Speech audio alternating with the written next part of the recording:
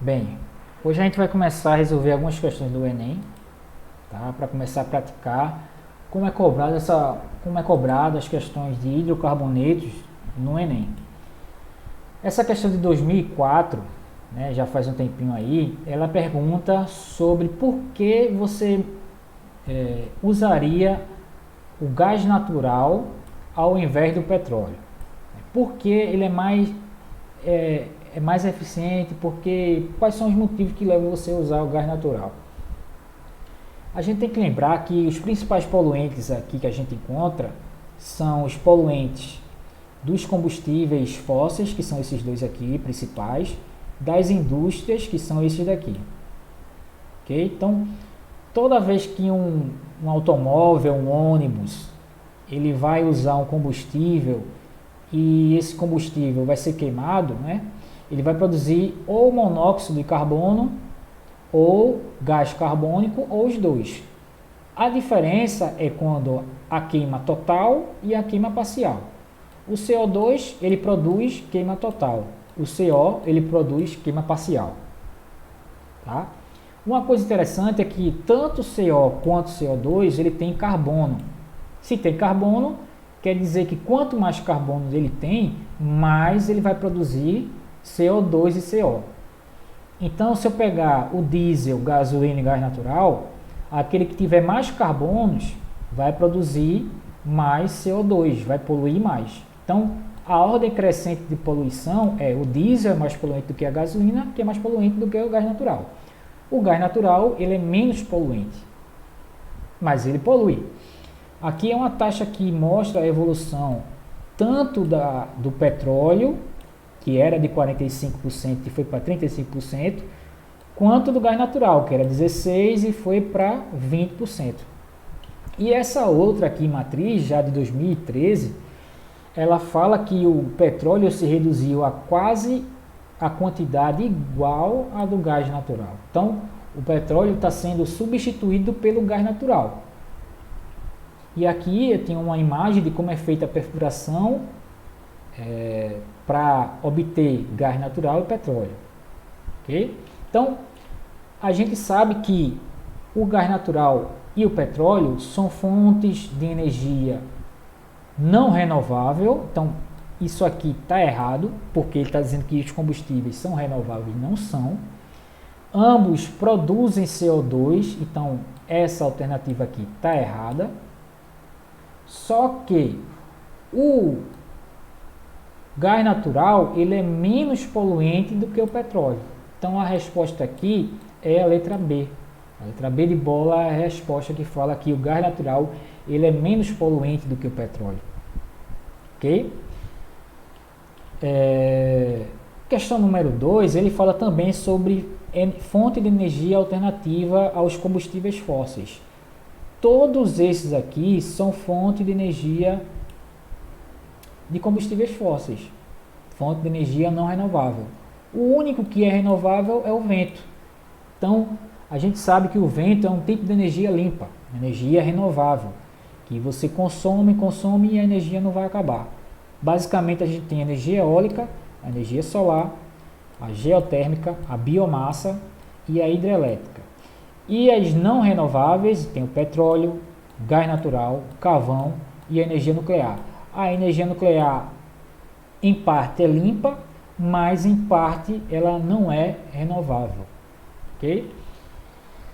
Uma questão recente de 2019, que ele fala, eu não vou ler a questão toda porque o tempo é curto aqui, é a aula de 10 minutinhos, então para a gente ler essa questão toda, demoraria mais para a gente resolver uma certa quantidade de questões. Ele quer que você relacione esses três compostos aqui com a coloração. Tá? Porque esses compostos aqui eles dão cor. Né? Porque a cor do beta-caroteno na cenoura é laranja. Né? Por quê? Por que isso acontece? Aí ele fala, porque a cadeia é conjugada, porque a cadeia é ramificada, porque tem átomos de carbono terciário, porque tem dupla ligação ou porque é hibridação sp3. A explicação disso tem a ver com o assunto que a gente viu, alcadieno. tem a ver com a posição das duplas, mas não é porque a dupla posição é trans ou cis. Não está diretamente relacionado a isso. Tem a ver com outra questão. Explicando o que é cis e o que é trans, trans significa transversal, está do lado oposto, e cis está do mesmo lado, mas na questão não tem nada a ver com isso. O que é sp3? sp3 é quando o carbono ele tem 4 ligações simples. Aí a gente diz que o carbono é sp3. sp2 é quando tem uma dupla. sp é quando tem 2 duplas. E sp também pode ser quando tiver uma tripla. Tá? A explicação disso tem a ver com os alcadienos. O alcadieno é quando eu tenho um hidrocarboneto com 2 duplas. A posição das 2 duplas é o que vai dar cor a esses compostos. Por quê? Porque o elétron que está aqui, ele vai andar, ele vai se mover. E quando ele se move, ele libera luz. E essa luz é na forma de cor. Então, a explicação para que a cenoura ser da cor laranja é porque ela é um alcadieno e tem 2 duplas. Essa dupla ligação vai se mover, os elétrons da dupla ligação vai se mover, vai gerar energia e essa energia vai dar coloração ao composto. Então aqui a resposta é a letra A. Cadeia conjugada. Conjugada o quê? As duplas ligações vão ser conjugadas. Ok? A questão também de 2019. Tá, essa questão aqui, ela também mexe com o assunto de hidrocarbonetos e também sobre um assunto do primeiro ano, chamado polaridade e forças intermoleculares. Ele quer que você relacione a cadeia, a quantidade de carbonos na cadeia, com um ponto de ebulição. Por que compostos de 1 a 4 carbonos têm uma temperatura de 20 graus como ponto de ebulição e compostos com mais carbonos têm temperatura de ebulição maior? Por que isso acontece? Aí ele fala por causa da densidade, por causa do número de ramificações, por causa da solubilidade, por causa da força intermolecular ou por causa da cadeia ser mais difícil de quebrar. Todas as alternativas têm um pouco a ver, só que só uma explica melhor o que acontece, que é a letra D, é devido às forças intermoleculares. Por que isso acontece? Para você entender isso, você tem que entender a polaridade dos compostos orgânicos e o tipo de força intermolecular. O tipo de força intermolecular é que vai dar a relação ao ponto de ebulição. Quanto maior a força intermolecular, quanto mais átomos tiver na molécula, maior é o ponto de ebulição. Então, a explicação é devido a essas forças intermoleculares. Os compostos orgânicos, normalmente, eles são apolares. E os hidrocarbonetos, todos são apolares. Normalmente, os compostos orgânicos são apolares. Tem uns que não são. Por exemplo, o etanol tem uma parte que é polar e uma parte que é apolar. Mas os hidrocarbonetos são todos apolares. O que é uma molécula polar e o que é uma molécula apolar? Uma molécula polar é aquela que vai formar polos. Polo positivo e polo negativo. Isso acontece quando há diferença na eletronegatividade, ou seja, tem um átomo que puxa elétron com maior intensidade que o outro. Então o oxigênio ele vai puxar elétron, então ele vai ser negativo. E o outro átomo, que é o hidrogênio, vai ficar positivo, então vai formar polos. Então isso implica numa relação com as forças intermoleculares, na solubilidade e nas relações de forças intermoleculares. As forças intermoleculares podem ser classificadas em 3: dipolo-dipolo, ponto de hidrogênio e dipolo induzido, que são os compostos orgânicos. Basicamente, todo composto orgânico forma um tipo de força molecular chamado dipolo induzido. Preste atenção também que alguns compostos orgânicos podem formar pontes de hidrogênio, como o álcool, porque o álcool se dissolve na água e a gasolina não se dissolve na água, devido às pontes de hidrogênio. A ponte de hidrogênio vai dar uma polaridade ao etanol. Tá? Algumas características dos hidrocarbonetos. Eles são insolúveis em água devido à polaridade, a densidade é baixa, alguns alcanos não têm cor, sabor ou odor, e uma questão interessante é que todos os compostos com até 5 carbonos são gases. De 5 a 17 são líquidos e maior que 17 são sólidos. Tá? São propriedades que você vai ter que lembrar na hora da prova do Enem. Certo? Então aqui mais uma vez reforçando a questão que o ponto de ebulição e o ponto de fusão têm relação direta com a força intermolecular. E o tipo de força intermolecular é dipolo induzido. Questão do Enem de 2017, que vai falar sobre uma cidade onde há muita incidência de sol. Se há muita incidência de sol, qual é o tipo de energia que eu vou usar?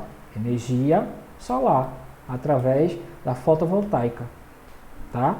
Lembrando para você que algumas energias são classificadas como renováveis, ou seja, você usa e não acaba, como a energia elétrica, energia hidrelétrica, energia eólica, energia solar, geotérmica, biomassa, tá? E outras são não renováveis, como os combustíveis fósseis.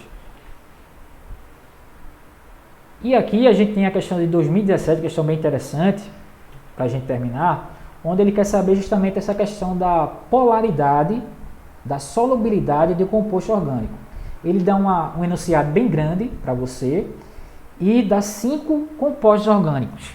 Tá? Dá esse composto aqui, o licopeno, o alfa-caroteno, o gama-caroteno, a capsorubina e a alfa-criptoxantina.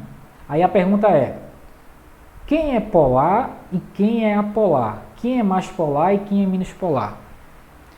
Aquele que é apolar é aquele que só tem carbono e hidrogênio. Ou seja, esse aqui é apolar, totalmente apolar. Esse aqui é totalmente apolar. E esse aqui são totalmente apolar.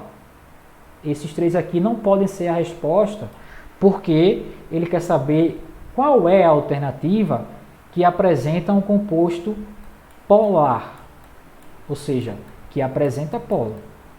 Esse aqui apresenta uma parte que vai formar pontos de hidrogênio, com isso aqui, com essa hidroxila, e a resposta que a gente vai ter é a capsorubina, que é um composto que vai ter uma polaridade.